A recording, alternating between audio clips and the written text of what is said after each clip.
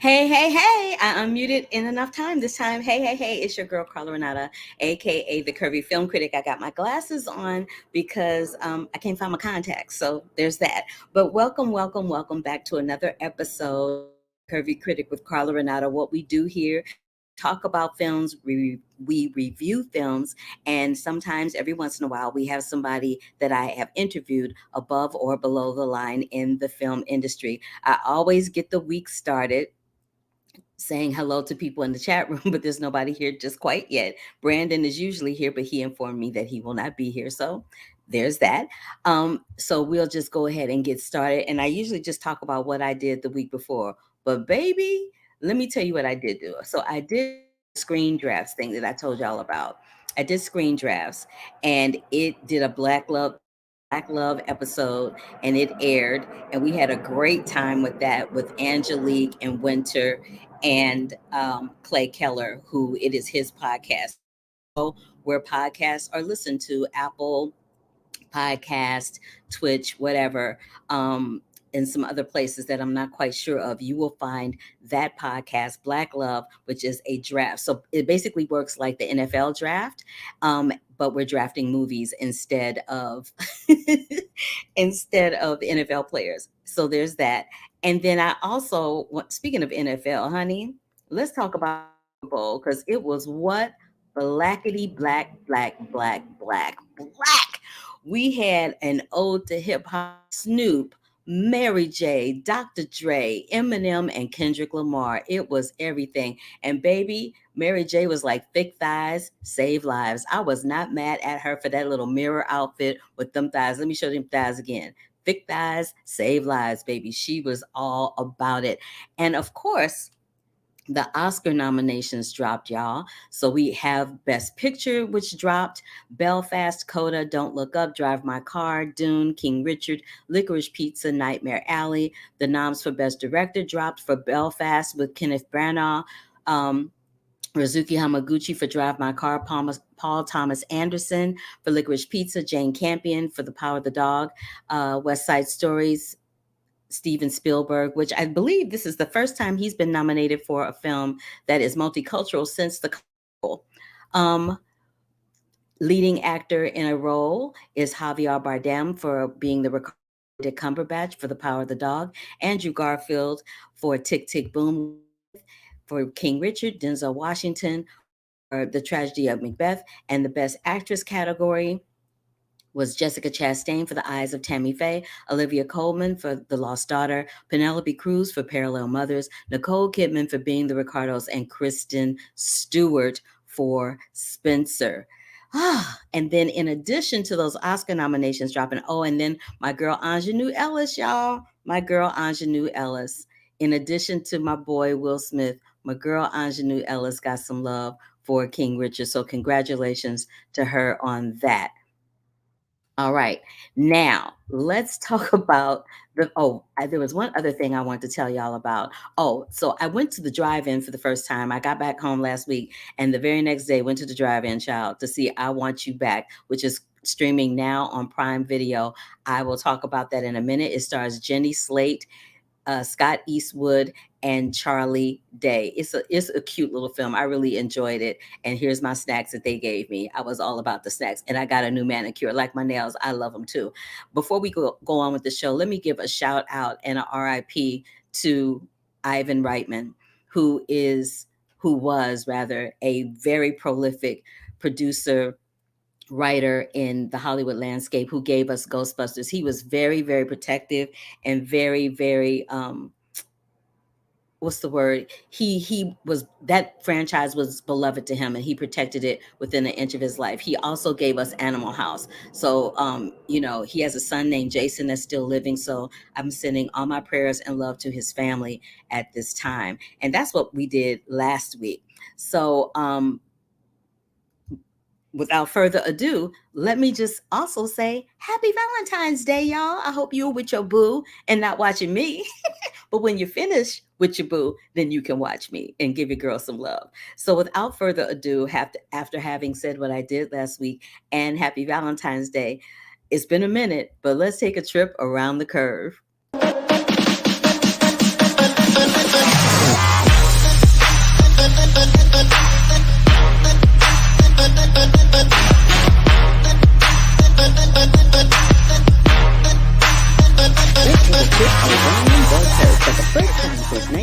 27, the Oscar will have three hosts, and it's going to be three women as Regina Hall, Amy Schumer, and Wanda Sykes take the stage on March 27. Speaking of which, hashtag Oscars fan favorite is used to vote for their favorite film of the year or not until March 3rd, when the winner will be revealed on March 27th on ABC. Global Movie Day happened this weekend, allowing fans to post memorable lines or posters from their movies that they love, discuss films that have inspired them, rewatch an old favorite, or discover something new. Disney Plus expanded their Celebrate Black Stories collection with series, documentaries, and specials from Hulu and ESPN Plus. Kingsley Benadir is to play reggae legend Bob Marley in a Paramount biopic. Jeffrey Rush is to play Groucho Marx in the Owen Moverman directed Cold Iron Pictures' Raised Eyebrows. Sienna Miller and Charlie Plummer are also set to star. Terrence Howard and Cuba Gooding Jr. are leading the cast in the horror pick Skeletons in the Closet, and The Rookie is getting an FBI spinoff starring Niecy Nash with a 2-episode backdoor order at ABC. Aquafina responds to black scent criticism, leaving the ingrown toenail that she calls Twitter. Aquafina's accent, or quote-unquote black scent, has long been criticized as a form of cultural appropriation dating back to her early work as a rapper and to her character in Crazy Rich Asians. Nikita S. Adams, previously an agent at Paradigm Talent Agency and A3 Artist Agency, has been hired to serve as Folding Chair's new head of television. Congratulations, girl. Lee Daniels directed exorcism thriller with Andra Day, Octavia Spencer, Glenn Close, Rob Morgan, Caleb McLaughlin, and Ingenue Ellis is scaring up a $65 million Netflix deal after a head-spinning 7-bitter battle. Divine Joe Randolph joins Paul Giamatti in Alexander Payne's new film, and Justin Simien is set to adapt and direct a reboot of Flashdance for Paramount. Jordan Peele's Nope serves as a platform for launch of Universal's Film Entertainment Group, and Tubi celebrate Black History Month with a digital documentary making history in Hollywood showcasing Fox talent, and Jennifer Turner is named head of TriStar Television. Steve Carell, Alan Kim, Kaylee Fleming, and Lou Gossett Jr. join Paramount and John Krasinski's Ip starring Ryan Reynolds. Philly Soul documentary featuring Gamble, Huff, and Bell is in the works from Alex Gibney, Sam Pollard, and Warner Music and Imagine Documentaries. Spike Lee is set to direct Colin Kaepernick's docu-series for ESPN Films. Felicia D. Henderson is set to adapt Tracy Dion's YA fantasy novel, Legend Born, for Black Bear Television. The Banks' Roxane Gay adapting graphic novel as a TV series for New Regency and TKO Studios. And Sundance pickups include Emily the Criminal by Roadside Attractions and Vertical Entertainment. Showtime Documentary Films acquires worldwide rights to Sinead O'Connor's Doc Nothing Compares. Called Jane, the abortion rights drama starring Elizabeth Banks, was acquired also by Roadside. Roadside Attraction has been busy because it also picked up Called Jane.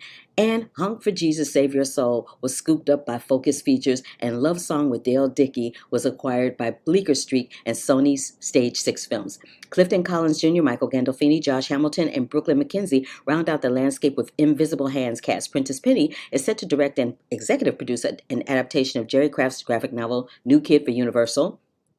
Jamie Dornan is set to co-star opposite Gal Gadot in Netflix's and Skydance's Heart of Stone. Peter Ramsey is set to direct the period vampire thriller Blood Count for Paramount. And Apple announces They Call Me Magic, the 4-part real-life story of Irvin Magic Johnson, is set to debut on April 22nd on Apple TV+. Also on This Week with the Curvy Critic, we're going to talk about those Oscar nominations that dropped. We're going to talk about Black Love, the Screen Drafts version. We're going to review Marry Me, I Want You Back, and Death on the Nile, plus the Blackity is Black Super Bowl performance halftime show that went down yesterday. All on this week's The Curvy Critic with Carla Renata. That's it for Around the Curve.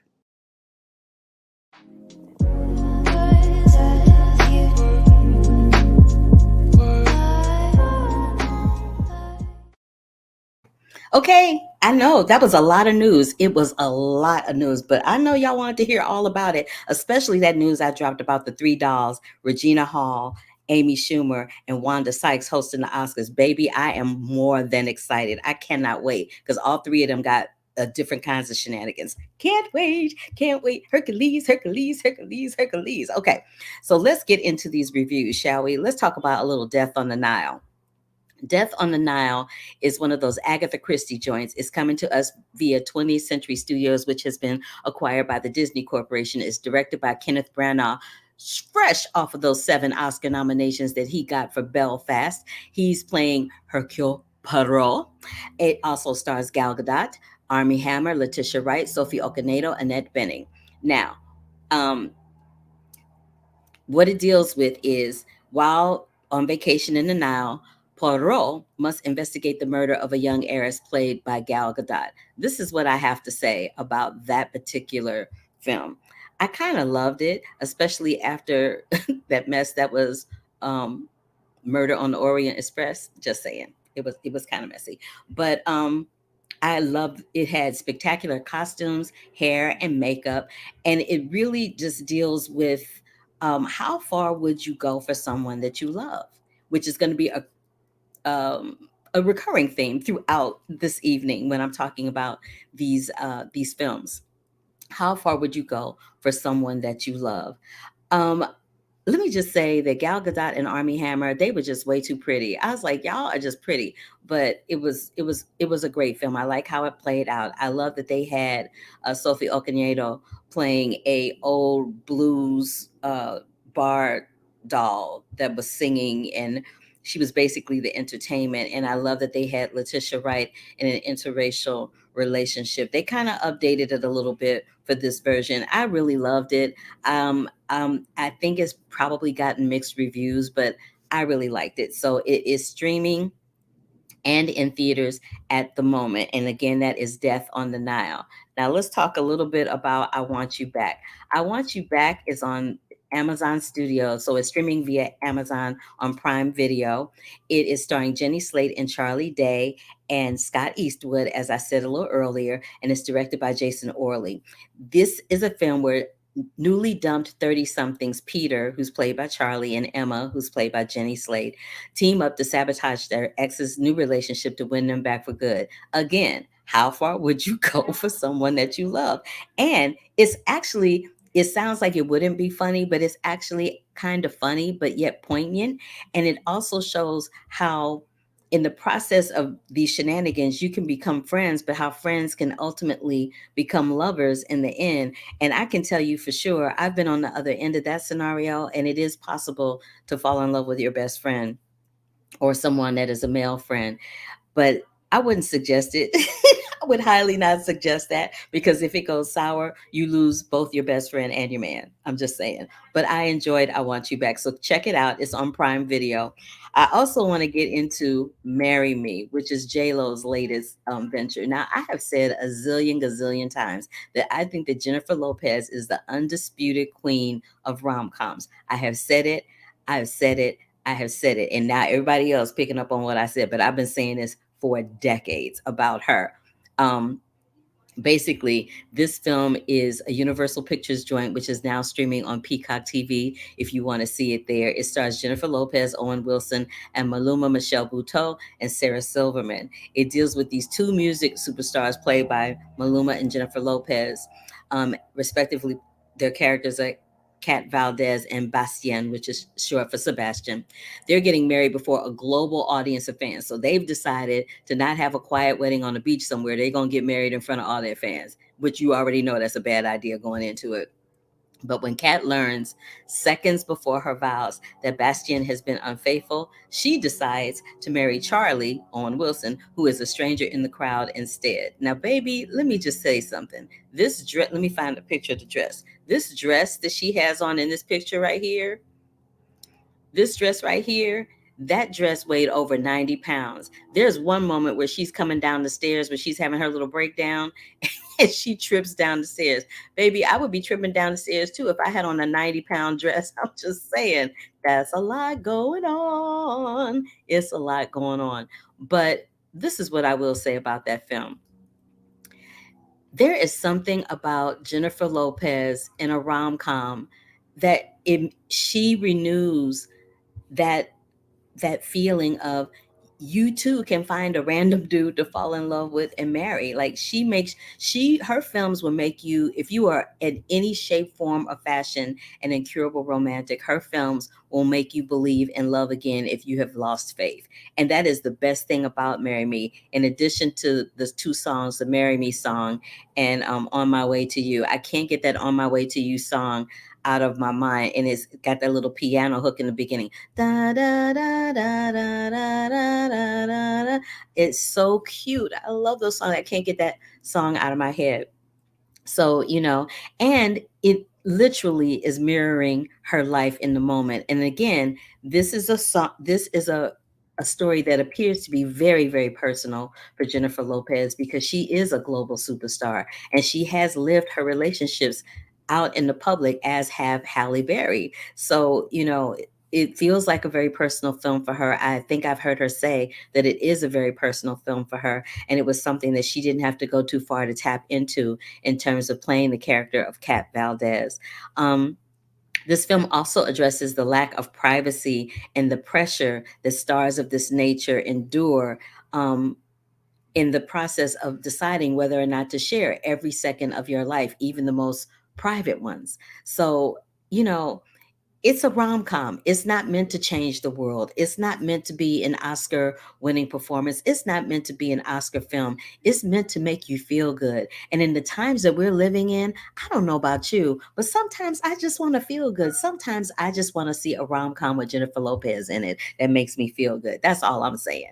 Which brings me to this. I'm going into my list of my favorite romantic films. And of course, two of them that are on my list, which I cannot wait to talk about, is this first one, The Wedding Planner, with her and Matthew McConaughey. Look at them. Don't they look cute? They were so cute in this movie. I was like, are they in love in real life? Because they were like super, super cute. And I was like, I'm kind of digging Matthew McConaughey. But let's talk about this dress, though, this wedding planner dress. Meghan Markle married Prince Harry in that dress. And look at this dress that Jennifer Lopez has on. Now, we know Meghan Markle came from Hollywood. Do we think that that dress that Jennifer Lopez wore in The Wedding Planner inspired her dress? It's kind of looking like it might have. The only difference is the sleeves look like they're a little different, and there aren't the seams coming across the bust line in Megan's dress, and the flowers are a little different. And of course, the Duchess of Sussex has a crown on her head, and not the little pillbox Jackie O action that Jennifer has, and she has no jewelry because she's got jewelry on her head, as opposed to Jennifer, who has jewelry around her neck. But let me just talk about The Wedding Planner, y'all. I loved this movie so much because again, Jennifer Lopez knows how to be in a film that is crafted to tug at your heartstrings. Like there was nothing worse than watching her almost marry somebody else because that's what her family expected her to do. Ah, love that movie so much. I love it so much. If you have not seen The Wedding Planner, get your life and go watch it. My second Jennifer Lopez film that I absolutely adore is Maid in Manhattan with Rafe Fiennes, where she plays this maid who accidentally, in taking some clothes to get cleaned for a hotel guest, runs into this guy who's a budding politician, and they fall in love. Ah, that scene where she walks into this event that he invited her to, rather, it was just everything. And not for nothing, but there was a sister that I was on Broadway with named Sharon Wilkins. She was in this movie at the time too. And so it was just really wonderful to see them. So if you haven't seen, I say if you're with your man right now and you really just want to fall in love, I would say do a triple header tonight by watching The Wedding Planner, Made in Manhattan, and Marry Me. If you can, you can watch all three of them at home. All right, now I picked three films that are directed and written by Black people. The first one that I picked is, you know it, is Brown Sugar, baby. Sanaa Lathan and Tay Diggs. What? What? You gotta love Tay Diggs and Sanaa Lathan in Brown Sugar. The film is written and directed by Rick Famuyiwa, and he went on to do some like major dramas later on. But come on, how can you not fall in love with this? Look at that. Look at this. Look at them faces. Look at them faces. Look at them faces. I love that. They were two people that grew up in the hip hop era and their love revolved around hip hop. But it goes without saying that Queen Latifah and Mos Def stole this film from them. They were the stars, but Mos Def and Queen Latifah stole this film from them. Of course, we got to talk about The Best Man. Come on. Morris Chestnut, Harold Perrineau Jr., Terrence Howard, and again, my boy Tay Diggs. Come on. You got to talk about it. Gotta talk about it. And then, of course, they followed it up with The Best Man Holiday. Both films were written and directed by Malcolm D. Lee, who is ironically Spike Lee's brother. Not brother, Spike Lee's cousin. Oops, Spike Lee's cousin, not brother. I meant to say cousin. But it was written by Malcolm D. Lee. And then, of course, y'all, we can't talk about Valentine's Day in Love without talking about what? Love Jones. Love Jones, baby, for the win, for that soundtrack alone. What? Penny with a hole in it? What? Love Jones, honey. Nia Long and Lorenz Tate. We got a young Isaiah Washington. We got Bill Bellamy up in that joint. We got Lisa Nicole Carson up in there. Love Jones was the bomb because it put a spotlight on an area of African American life that was really popular at the time. People were going to these poetry bars, these spoken word joints, and eating and drinking and being cool and snapping and clapping and carrying on.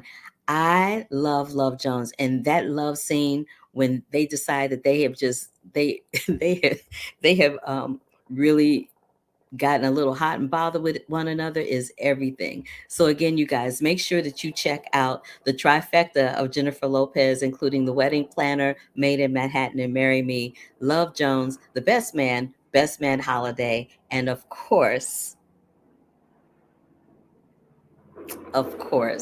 Brown Sugar. All right, I've talked about my favorites. You know, I love me some love. Maybe I'll find my forever love one of these days. He gonna show up somewhere. He might be watching this. Who the hell knows? So anyway, that's that. Um, and this is going to be a short and sweet one because I got some chocolate and some champagne. I got some chocolate to eat and some champagne to have in my house. So I'm going to celebrate Valentine's Day with my mama because my mama loves me if nobody else does. But next, hold up, wait a minute, y'all. It is the Curvy Critic with Carla Renata, episode 200. I did 300, more than 300 shows over at Black Hollywood Live. But since that time, I've done 200 of these over here with the help of some very wonderful people, Mac and Liz, who helped me every single solitary week. Thank you, thank you, thank you. I couldn't do this without them really, because my time is so crunchy and so limited that they help me out a lot. So I'll have a new theme song, which is written by my dear friend Bobby Day. I'll have new graphics and some special announcements about how we're going to navigate the Curvy Film Critic with Carla Renata moving forward. Plus, I will have interviews with, are you ready? Madea, baby, Tyler Perry himself. I have been waiting gazillion years for this one. I cannot wait to talk to him about Madea Homecoming, especially them end credits. And when you see it, you'll know what I mean. But I will be talking to him. I spoke this week to Christine Swanson and Ingenue Ellis, my girl, who is now Oscar nominee for King Richard. Ingenue Ellis, her and Christine have a film coming out called Sunflower. It's about Fannie Lou Hamer. If you are not familiar with that name, I highly suggest you go look her up. I'm not even going to tell you. Just look her up. But I pulled these graphics about her. That's one of Fannie Lou, and here's one of Ingenue. But I will give you a brief little insight into who Fannie Lou was. Fannie Lou went in front of the Democratic National Committee and put them on blast about voting rights. And about less than a year later, President Johnson signed the Voting Rights Act into effect. We are now being challenged with the Voting Rights Act. It passed through, there was a bill that was introduced that was named after John Lewis. It passed through the House. The Senate rejected it. And we, as Americans, are on the verge of having our voting rights rescinded and challenged within every sense of the word. So, you guys, you really, if you're not familiar with the Voting Rights Act, what it is, what it does, or how it affects you, I highly suggest you go and you look that up as well. I have that for you guys for the 200 show. We're going to take a look back at some of my favorite moments of 200 shows. And then oh, I want to make this special announcement. I'm going to have Rita Coburn, a dear director friend of mine, who has a documentary about Marian Anderson. Since we're in Black History Month, I try not to do what everybody else does because what's the fun in that if you're doing what everybody else does? I try to switch it up and make it a little different. And I also have a special announcement from Ingenue and Christine on February 22nd on PBS. Fannie Lou Hamer's grandniece has a documentary that is going to air on PBS February 22nd, 9 p.m. Eastern Time, and it will air February 24th, 8 p.m. Eastern Time.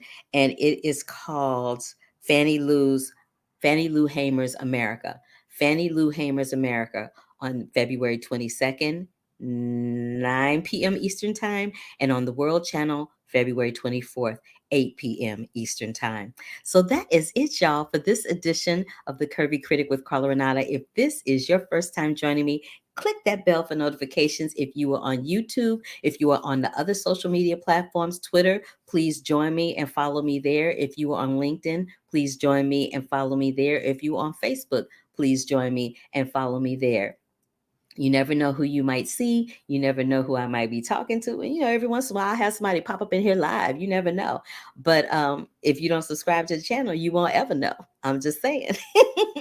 So until the next time, y'all, thank you so much. Next week, like I said, I will be here with Tyler Perry, Rita Coburn, and celebrating 200 shows of the Curvy Critic with Carla Renata.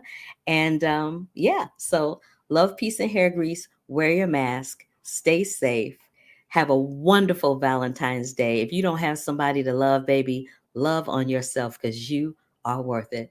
And I'll talk to you soon. Love, peace, and hair grease. Deuces.